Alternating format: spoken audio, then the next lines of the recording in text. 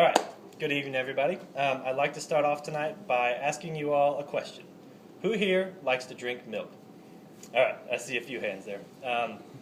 So now, whenever you are enjoying this nice cool glass of milk, maybe with some Oreos or your favorite cookie, do you ever stop and think about the long process that liquid has gone through before it is ready for you to consume?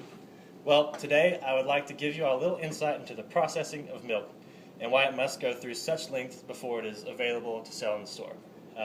So as of now, I'm sure many of you have noticed a large trend in people drinking raw milk. They claim that it is the preferred way to drink it, and that processing it the way we do leaves it without many of its natural benefits and can even make you sick. Well, I'm here tonight to tell you why drinking raw milk is not only a bad idea, but also how processed milk is much more beneficial to us than raw. To begin, I'd like to walk you through the steps of the milk processing. It is first harvested from the cow and stored in large, cool vats where the milk is held for a constant temperature. And the milk is then transported from the farm to where it will begin the processing steps. First, it is put through a process known as pasteurization. Now, pasteurization is a process where the milk is heated to a certain temperature, normally around 160 degrees Fahrenheit, for 15 seconds.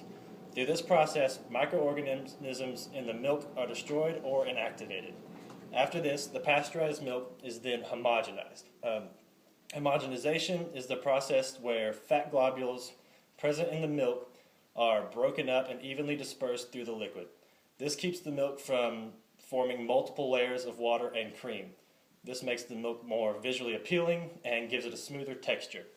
The milk is then fortified with vitamin A and D, which is not normally found in natural milk. The milk is then separated and divided into the different fat percentages we find in grocery stores.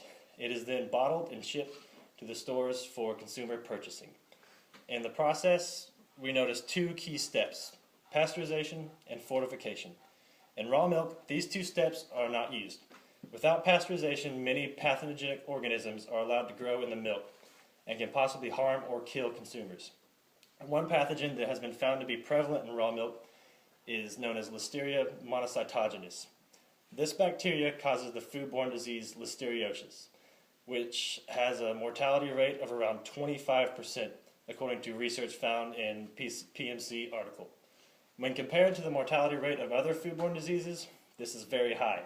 According to the Food and Drug Administration, raw milk can also cause salmonella and E. coli, all of which can easily be stopped just by pasteurizing the milk.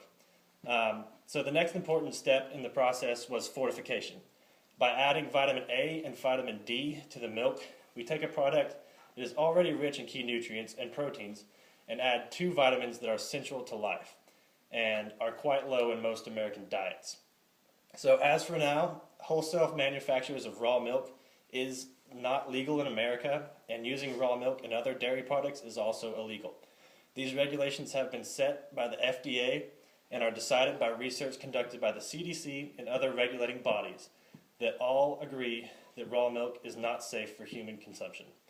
So in conclusion, I would like you all to apply what I have taught you today about raw milk to all the other possible food fads that you might be hearing. Never try anything that may have unhealthy benefits just because you heard it from the internet or maybe a friend. So take some time to research the things you eat. If the FDA or the CDC have made claims to risk to the products, it is smart to avoid them. Thank you all very much, and I hope you all have a good night.